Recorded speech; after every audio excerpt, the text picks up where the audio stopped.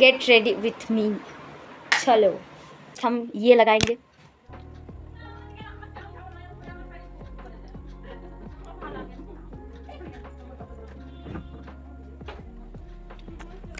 थोप लिया हम। আমি নিজে জানি আমি চুলটা কি করবো, আমি সবার করে দিলাম क्योंकि আমার ঠোঁট খুব জঘন্য, তাই আমি ভেসলিন দিয়ে রাখছি। ময়শ্চারাইজ গুড়ি। নমস্কার বন্ধুরা, আশা করছি সবাই ভালো আছো, সুস্থ আছো।